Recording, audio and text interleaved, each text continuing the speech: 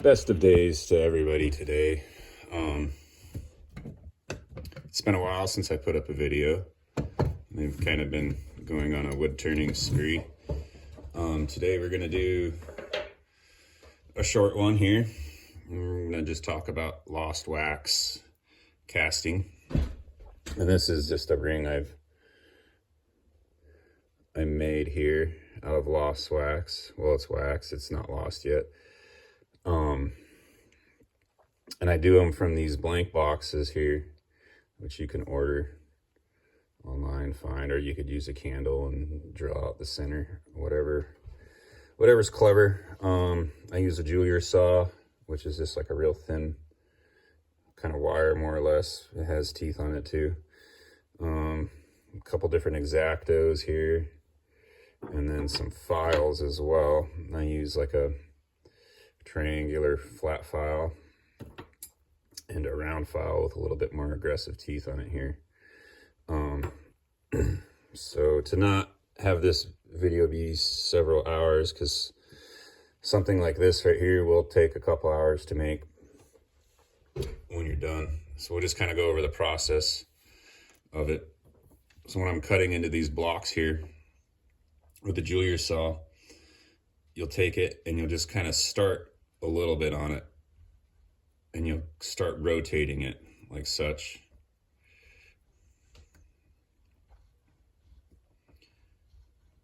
And you don't want to saw straight through this. You want to keep turning it as you're cutting.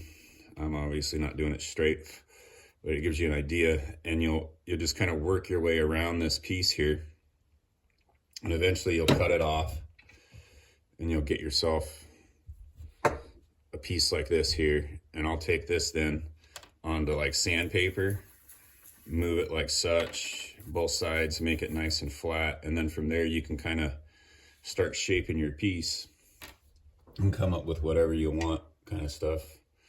I have a couple different random things I've been messing with here. But once you get yourself a ring, you can either directly sink one individual ring into some plaster for casting, and when you do that, you're gonna leave like a tree or a little post on it, and we'll glue wax onto that. Or you'll take, like, sometimes I'll do like the top portion of a candle. Let me grab a candle real quick here.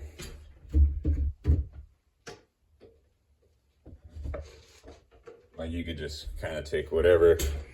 I go to thrift stores or whatnot, and this is a little big, but you'll get an idea. So I'll cut a section of this off here, and then we can kind of hot wax and stick these several rings onto one tree, and we'll call that a tree there. And then we put this in our plaster of Paris, let that dry, and then start the extremely slow process of taking heat and introducing it to the plaster at a rate to where it doesn't crack, which can take like over a day.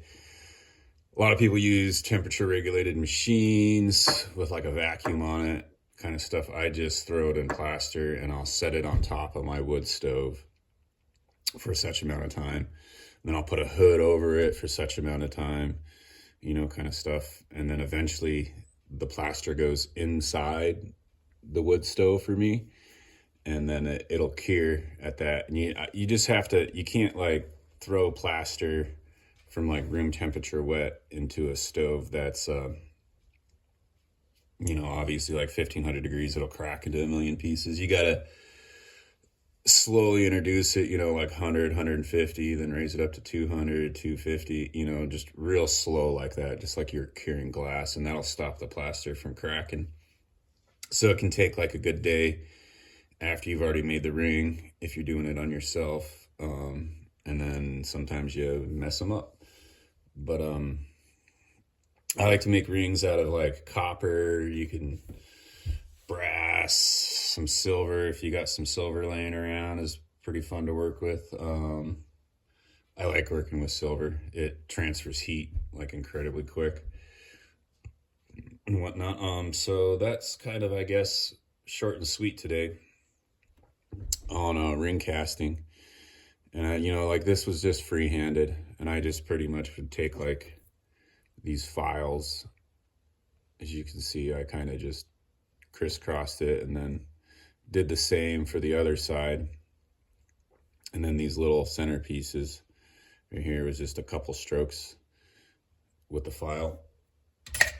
And you have yourself a cool little ring to cast here. So that's I guess an introduction into lost wax casting. I also use what's like a deft clay cast, which doesn't require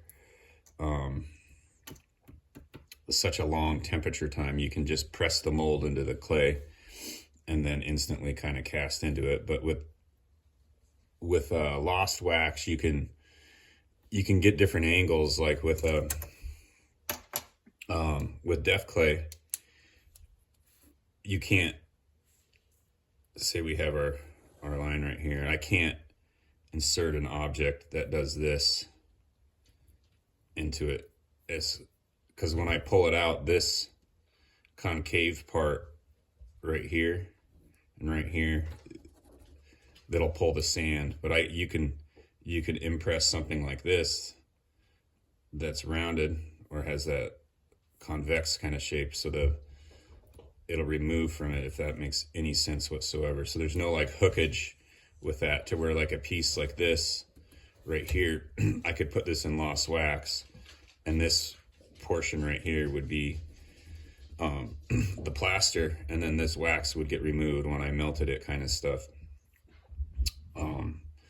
So yeah, so deft clay just is like straight angles or rounded to where like the clay can pull away, and then lost wax is kind of more intricate designs from there. Yeah, I'll stop my yapper here. Hope that was kind of simple and brief. This is like something I like to do in the wintertime when it's like cold and I don't want to heat up my shop, and I just kind of want to sit in front and just, you know, tinker with some stuff, waste some time. So that's, I guess, ring making with lost wax, and we'll get into we'll do a plaster thing, and I'll go over how I do that, which is totally